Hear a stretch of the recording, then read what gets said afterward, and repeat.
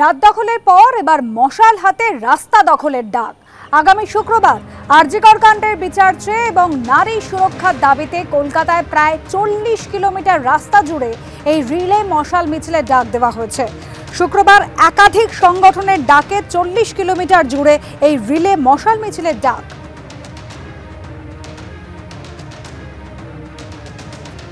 আমরা রিলে মশাল মিছিলের মতন করে বিষয়টা ভাবছি যে এটা হাইল্যান্ড পার্ক থেকে শুরু হচ্ছে, শেষ হচ্ছে শ্যামবাজার ক্রসিংয়ে, মধ্যেখানে কিছু পয়েন্ট থাকছে। এখানে একটি মশাল হাইল্যান্ড পার্ক থেকে নিয়ে পরবর্তী যে পয়েন্টগুলি রয়েছে, যে মিটিং পয়েন্টগুলি রয়েছে, সেইখানে মিছিল করে আমরা যাব। মানে হাইল্যান্ড পার্ক থেকে নেক্সট মিটিং পয়েন্ট অবধি মিছিল যাবে হাইল্যান্ড পার্ক থেকে, তারপরে সেই মশাল সেই মিটিং পয়েন্টের মানুষজনদেরকে ট্রান্সফার করে দেওয়া হবে, তারা আবার পরবর্তী মিটিং পয়েন্টে যাবেন এবং এইভাবেই আস্তে আস্তে এই মশালটি হাইল্যান্ড পার্ক থেকে শ্যামবাজার মোড় অবধি, মানে শ্যামবাজার পাঁচমাথার মোড় অবধি গিয়ে পৌঁছবে।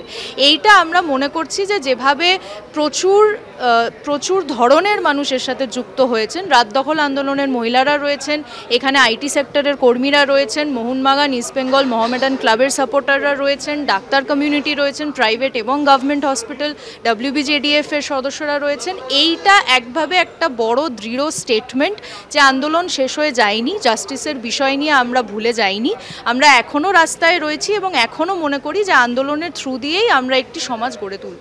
আমাদের সমাজের সব অংশের মানুষের এখানে ফুটবল খেলার মাঠের ময়দান থেকে শুরু করে চিকিৎসক, আইটি সেক্টর, সবাই এখানে আমরা যারা আছি, স্কুল কলেজের প্রাক্তনী, আমরা সবাই যারা আছি, তারা আমরা এক বাক্যে এই কথাটা বলতে চাই যে আমরা পশ্চিমবাংলার মানুষ যদি এক হয়ে দাঁড়িয়েছি এই অভয়ার নৃশংস খুন এবং তার বিচারের দাবিতে, এবং এই বিচার না পাওয়া অবধি আমরা রাস্তাতেই থাকবো। এটা মনে হতে পারে যে আজ তো সুপ্রিম কোর্টে খুব ভালো অর্ডার হয়ে গেল, কালকে সরকারের সাথে মুখ্যমন্ত্রীর সাথে মিটিং হয়েছে, আমাদের জুনিয়র ডাক্তারদের কত কিছু হয়ে যাচ্ছে, সিপিকে সরিয়ে দেওয়া হচ্ছে, ওকে সরিয়ে দেওয়া হচ্ছে, কিন্তু এগুলো খুবই ক্ষুদ্র অংশ এই সামগ্রিক যে আন্দোলনের অভিমুখ। তবুও আমরা মনে করি আগামী যে আমাদের রিলে মশাল মিছিল হবে। স্বাস্থ্য ভবনের সামনে ধর্নার 9 দিন, 40 দিন ধরে আন্দোলন চালিয়ে যাচ্ছেন, কর্মবিরতি চালিয়ে যাচ্ছেন জুনিয়র চিকিৎসকরা। সব দাবি না মানা পর্যন্ত তাদের আন্দোলন চলবে। স্বাস্থ্য সচিবের অপসারণের দাবিতেও অনড় রয়েছেন জুনিয়র চিকিৎসকরা। ছাত্র সংসদ গঠন এবং হাসপাতালের নিরাপত্তা সুনিশ্চিত করতে পদক্ষেপ চান আন্দোলনকারীরা। ফের রাজ্য সরকারের সঙ্গে আলোচনায় বসার বার্তা দিয়েছেন। অবিলম্বে রাজ্য টাস্কফোর্স গঠনের নোটিশ জারি করতে হবে। কলেজ ভিত্তিক টাস্কফোর্সে পড়ুয়াদের প্রতিনিধি রাখতে হবে। গঠন করতে হবে রেসিডেন্সিয়াল ডক্টরস অ্যাসোসিয়েশন। আর কি বলছেন আন্দোলনকারী জুনিয়র চিকিৎসকরা, শোনাবো। আমরা CP, DCP north, DCP central, DSH এবং ডিএমই এই 6 জনের বিরুদ্ধে পদক্ষেপের দাবি রেখেছিলাম। আমাদের আন্দোলনের চাপে তাদেরকে সরাতে বাধ্য হয়েছেন, এটা আন্দোলনের আংশিক জয় বলে আমরা মনে করি।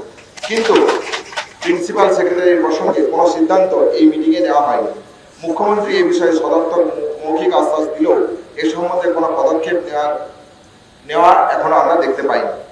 আমরা আমাদের 4 নম্বর দাবিতে আগেই বলেছিলাম, রোগী স্বার্থ তথা স্বাস্থ্য পরিষেবা সুনিশ্চিত না করা গেলে শুধুমাত্র নিরাপত্তা বাড়িয়ে হাসপাতালগুলিতে ডাক্তার, নার্স, স্বাস্থ্যকর্মীদের সুরক্ষা সুনিশ্চিত করা সম্ভব নয়। সমস্ত সরকারি হাসপাতাল এবং মেডিকেল কলেজগুলিতে লাগু করার জন্য আমরা কলেজ ভিত্তিক টাস্কফোর্স গঠনের দাবি জানিয়েছিলাম মুখ্যমন্ত্রীর কাছে। আরো আলোচনা প্রয়োজন আছে বলে এই গুরুত্বপূর্ণ বিষয়টিকে শুধুমাত্র একটি রাজ্য স্তরের টাস্কফোর্স গঠনের আশ্বাস আমরা পেয়েছি। আমরা চাই অবিলম্বে মুখ্যমন্ত্রীর প্রতিশ্রুতি অনুযায়ী রাজ্য ভিত্তিক টাস্কফোর্স গঠন করার নোটিশ জারি করা হোক এবং তত্ত্বাবধানে প্রতিটি মেডিকেল কলেজ, হাসপাতাল স্তরে কলেজ ভিত্তিক টাস্কফোর্স গঠন করার এবং তাতে জুনিয়র ডাক্তারদের যথাযথ প্রতিনিধিত্ব প্রয়োজন।